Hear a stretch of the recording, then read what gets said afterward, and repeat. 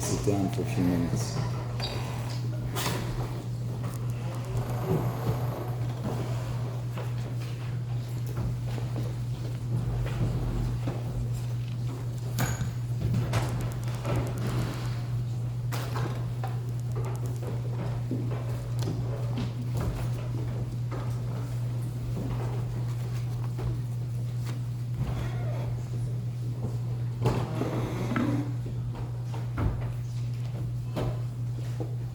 There are certain times of the year, in as much as we anticipate them, we prepare, we feel like we're ready. We had a Shabbos, we sang, we spoke, we sang some more last night, we spoke some more. Everyone at some level walked in this morning a bit more real, a bit older, a bit more mature. Everyone in their own little world, as we spoke, ready to connect, ready to try to understand what a world without the Beis HaMikdash is, why we want the Beis HaMikdash, and how we could get there. But as much as we prepare, we put away the Sefer Torah, we sit on the floor as we're about to begin Kinnos, and we realize there's no way to prepare. We're there. We're in the zone. But it's just impossible. The Sfas Emes writes that the Mashiach must be coming very soon. For Klal Yisrael to be at such a low level, it can't be they're going to go any lower. It's impossible. The Mashiach has to be at the door. 150 years ago, the Sfas Emes felt that the world was holding at a place that it couldn't get any lower. And where are we now? The world that we live in. And every year, it seems it gets lower and lower. The tsaros, the calamities, the events get closer and closer to home. So the Mashiach must really be at the door. All we have to do is figure out a way to open up that door a crack and let him in. And Rav Elchanan wrote very similarly. He says, it's not possible that Hashem created a world for such filth and disgust. That wasn't the purpose of creation. It must be that the Mashiach is very close. The Torah has a calendar. And he stops the calendar at the year 2087. The Chavetz Chaim comments, there's no reason to go any further, because the Mashiach for sure will be there by then. That's less than 70 years from now. So we're very close. It's been a year that everyone at some level has felt the lack of Beis HaMikdash. And now we sit here today. And perhaps the words of Rabbi Yisrael Salanter will guide us. Because as much as we're mourning the Churban, we're hoping that we'll conclude the day as a Yom Tif. But Rabbi Yisrael writes, and I'll read his words, Yesh esav sharius lis alois beruchnius v'tisha b'av. It is possible to elevate yourself in spirituality, in Ruchnius on Tisha B'Av, loy pachos mima she'adam misugal, no less than what a person can do, lis alois b'yom HaKippurim.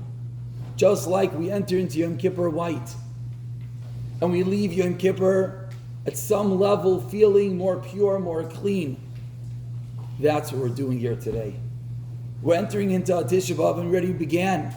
We began almost 3 weeks ago. And we went through Shabbos. And we keep on speaking and everyone keeps on finding different areas to connect to. And the goal hopefully will ultimately be that every single person find a moment today. A place of purity, a place to connect. Those fireflies that we keep on speaking of. You'll hear beautiful words of chizik. Something talks to each person differently. And you'll find a way to bottle that up and allow it to change you a little bit. Allow it that you'll walk out of this room at Chatzos after the fast, not the same people that we walked in. Perhaps that bit of maturity that began the day today will carry us through. Of course, life should be fun. We're sitting here in camp and no one is saying we're going to walk around somber.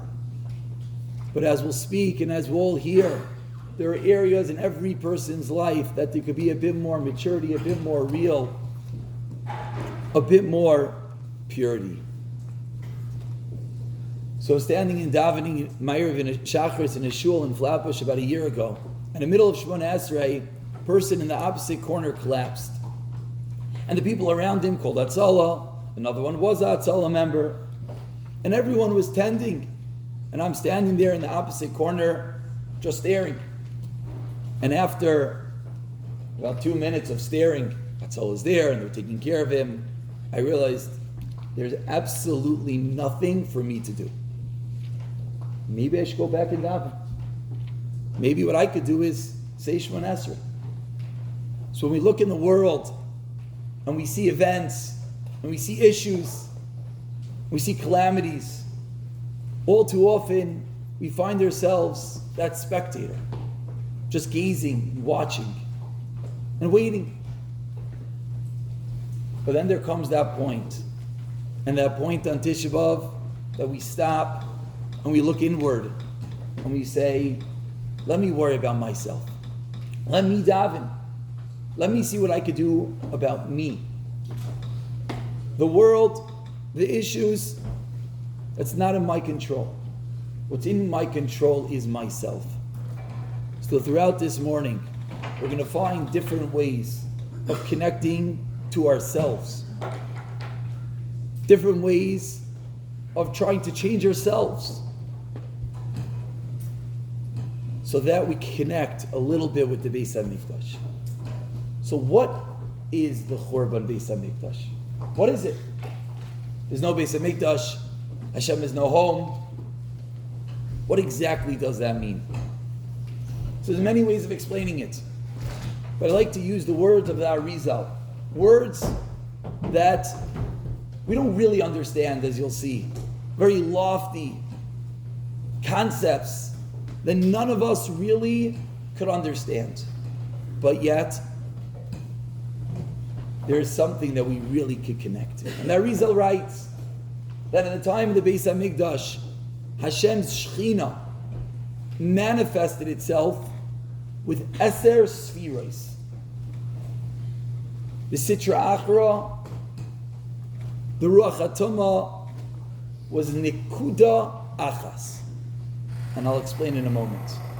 Hashem's presence was felt 10 realms big. The side of impurity was one little dot. When the Beis HaMikdash was destroyed, the tables turned. The Tumah, the Yetzer Hara, the Sitra Achra now took control. Now was Eser Sfiros big, now was occupying everywhere. And where was Hashem's Shechina left? Hashem's Shechina was left in one Nekuda Achas. One little dot. Sometimes we wonder, it's so difficult. All the challenges, all the issues that we have on a daily basis, the nisyonos that we live through, the impurity that is our lives. Is it any wonder? When the Beis HaMikdash was taken from us, Hashem was relegated to a little dot. He's there. He's still everywhere.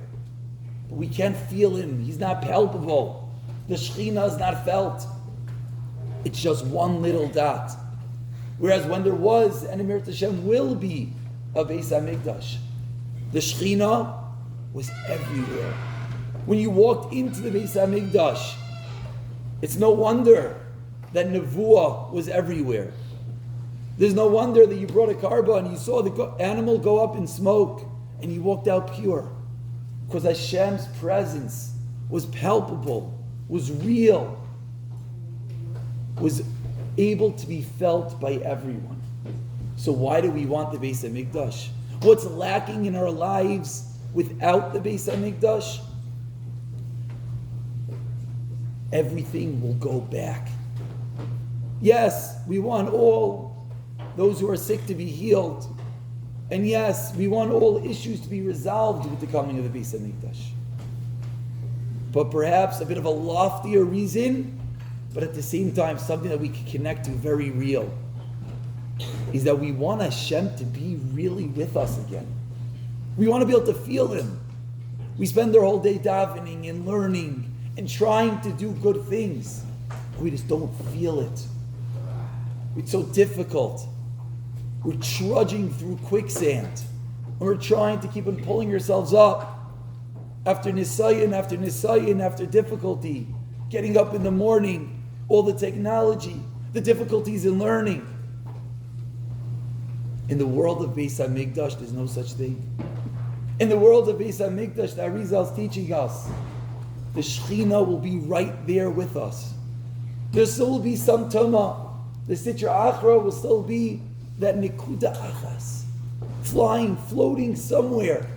But when we walk and when we act and when we learn, we will feel Hashem. And we can understand now what the Musfarim teach us. That Bizman Beis HaMikdash, every person will be on the level of a Tana. Every person will be level of an Amayra. Our learning will be with clarity. Our tefillah will be with purity. Why? Because that's the world that Hashem designed. That's the world that the Shekhinah is with us. We need those Eser Sfiros, Hashem to be palpable. And something else incredible will happen. Perhaps the most difficult challenge of all is lack of direction. We live in a world, we don't know what to do. Do we listen to this one or that one? We sat here, we heard from Elia Brudny, but the question itself brings out the issue that we have, the inner turmoil that each of us has within us. What is our avodah? What am I supposed to do? Sfekus, doubt, in every area of our lives, in every moment of our day. We're just not sure where are we supposed to be focusing. When Hashem's Shekhinah is present, palpable, real, there's no more sfekus. There's no more doubts. There's no more uncertainties. Because we'll be living a life with Hashem right in front of us. So the big question of the day is, Hashem right now, the Shekhinah is here, of course, but there's one Nekuda Achas that He's occupying. Just one little dot somewhere floating. And the Tumah is everywhere. The impurity, the Nisyanis. So what could we do? What could be our focus as we go into Kinnos? What could be the way for us to allow that maturity to stand? So I'd like to use the following mashal. We spoke about the fireflies, how every spark of inspiration is one little light. We have to catch it and catch another and catch another. But perhaps we live our day, we daven, we learn, and then we have the rest of our day. Sometimes it feels almost like Hashem has a little box. We have a box, and in that box is where we keep HaKadosh Baruch Hu.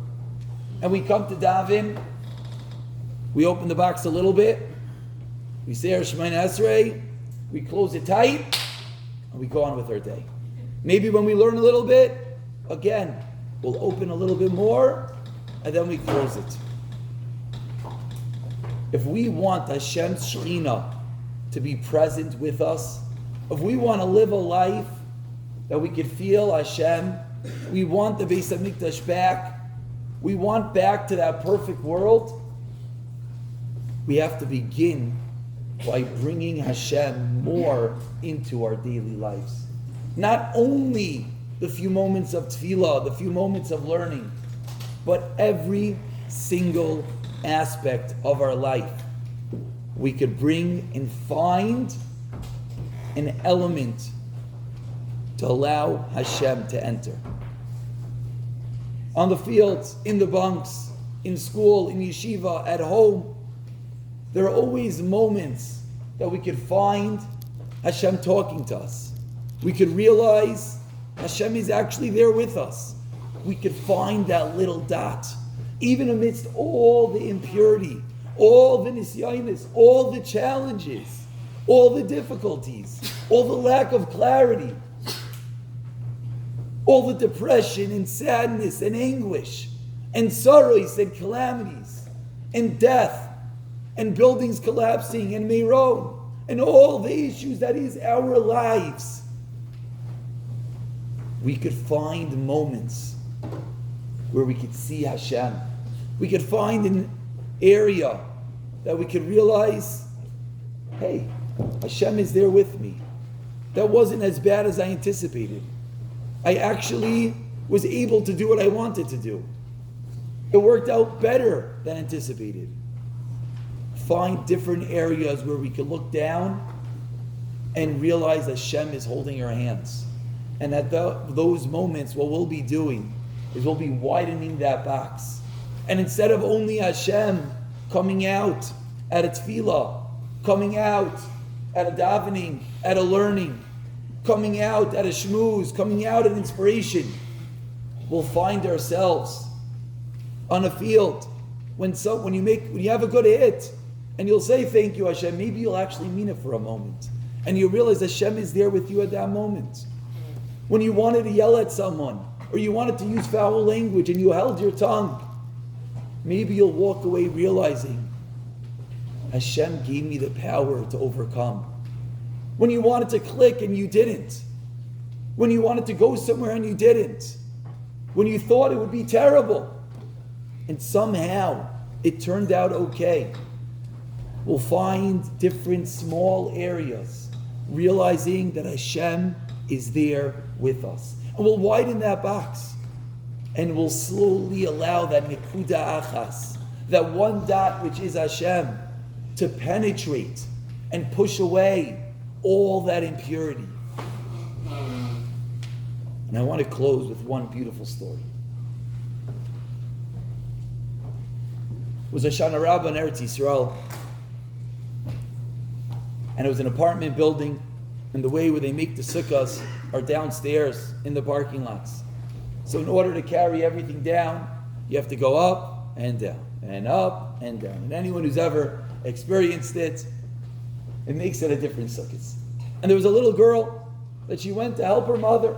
So she went up and she was carrying down 2 glass pitchers of water. And on the way down, she slipped, she fell, the glass shattered and slit her hand open. Blood was everywhere. And they came and they rushed and they wrapped it up. It was a Shana Rabbah, which is Erev Yom Tif. And they went and they rushed to the emergency room. And they went to the emergency room and they waited there for 4 hours. And they said, we can't help you. They sent them to the urgent care and they waited there for another 2 hours. And it's getting closer and closer to Yom Tif.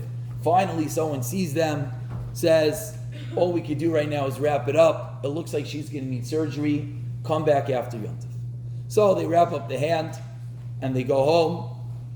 And after Yom Tif, they come back and they're sitting in the waiting room, this little girl and her father.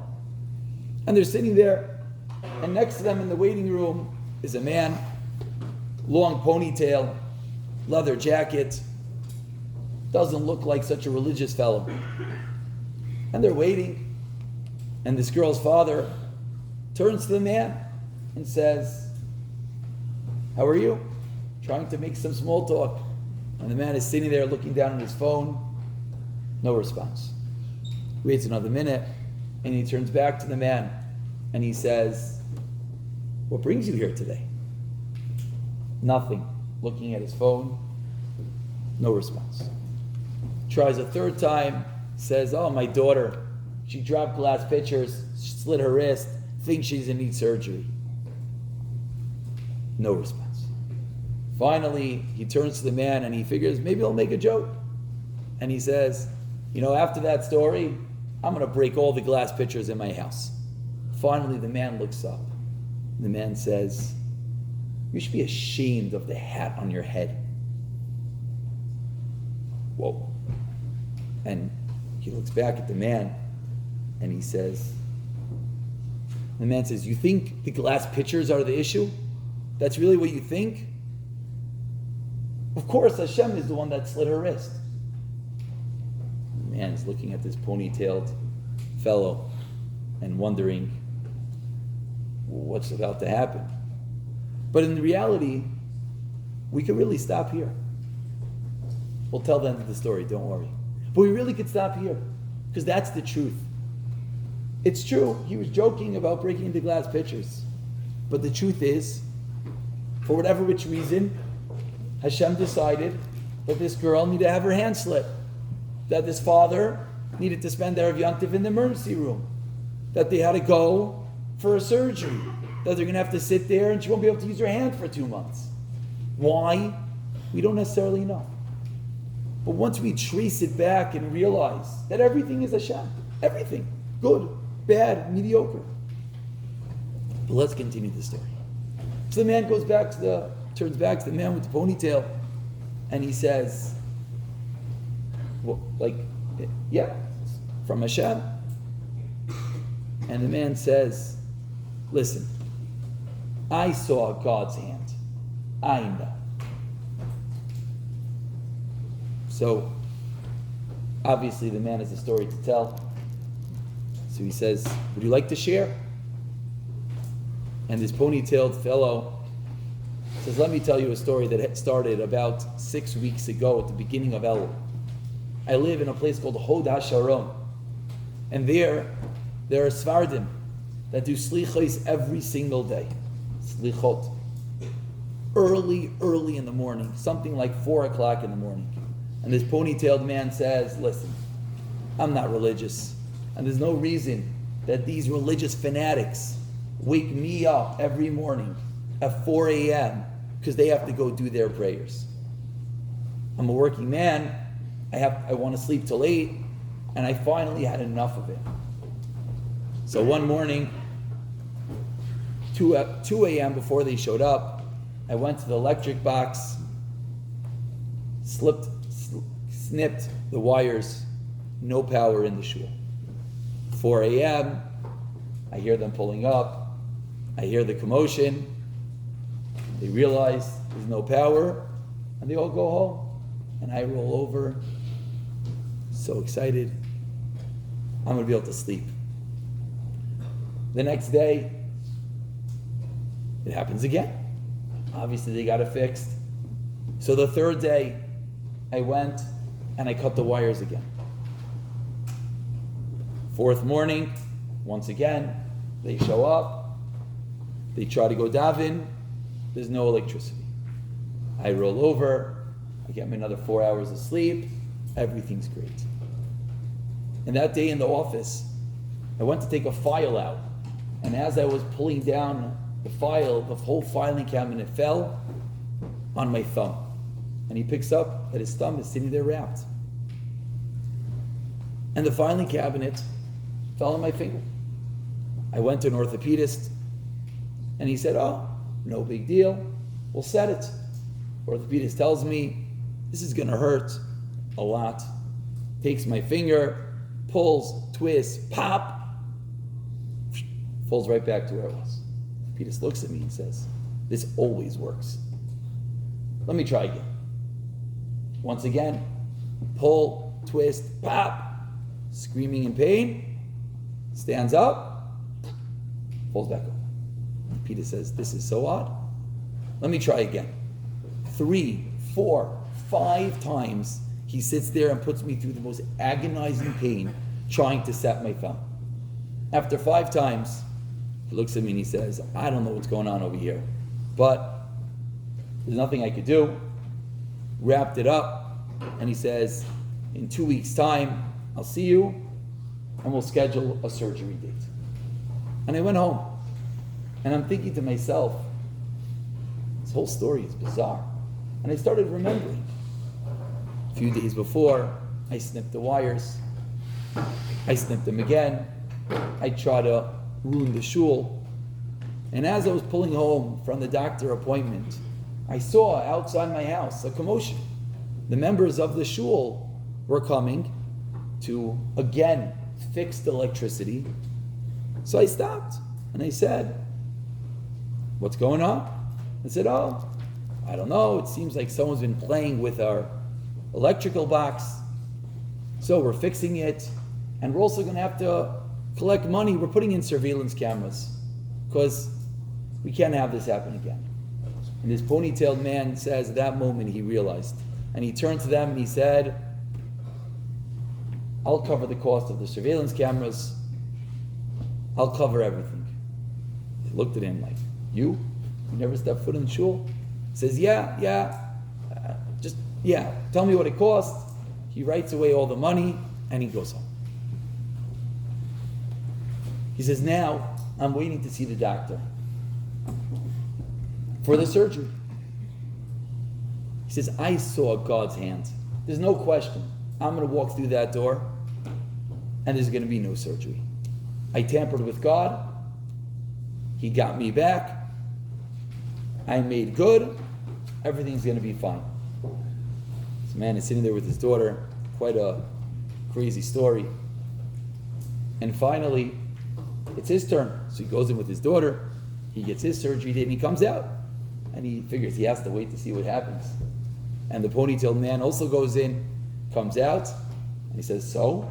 He says, yeah, they said to come back in 5 days and they're going to perform surgery. He says, Rabbi, there's not going to be any surgery. Just wait and see. 5 days later, the man comes back and he walks into the surgeon. And he says to the surgeon, before you do the surgery, I know they tried 5 times to set my thumb. Can you try one more time? And the surgeon says, you know it's very painful. He says, yeah, we already did this 5 times. Try again. And of course, he set the thumb and it was perfect. And he walked out and this girl and father were waiting for their surgery. And he smiles and he says, you see, I told you, I wouldn't need the surgery. And the father turns back to him and says, you're right, but you think it's that simple? You just settle accounts with God? You did one good action, you never stepped foot into a shul, you never did anything, you think you do one thing and it's over? Come for Shabbos. You have to build a bit of a relationship. So what we're going to be doing here today is as we try to widen that box that sometimes is all too small, that only is opened for a davening, for a learning. We're going to try to find different ways that we can build that relationship with HaKadosh Baruch Hu. Sometimes we'll have big events, and at that point, we'll turn to Hashem and we'll talk to Him. Someone loses a lot of money, all of a sudden, Rameir Balanes, it's beautiful, excellent. We have to find more ways that it's a real relationship. And hopefully throughout the day, as we find different areas to connect with, different ways to make that nekuda achas, that one dot of Hashem more present in our life. What will indeed happen is the words of Rav Yisrael Salanter. What will happen is that we're able to be lehis alois, we're able to be elevated, to leave more pure, to be more connected. Hopefully, it will conclude with the Beis HaMikdash. Hopefully, the words of the Torah that we only have 65 years left will finally be mekuyam. As Rav Elchanan and the Sfas Emes taught us, that Hashem can't live in a world of such filth so many years ago, certainly today. But as we find different areas to connect to, different details that we can make more real in our lives, will allow that maturity that is with us right now to be taken with us. That box of HaKadosh Baruch Hu to slowly widen each and every day a bit more, and thereby build the relationship that is necessary to bring Hashem into our life. We're going to begin with Kinnos Yud Aleph.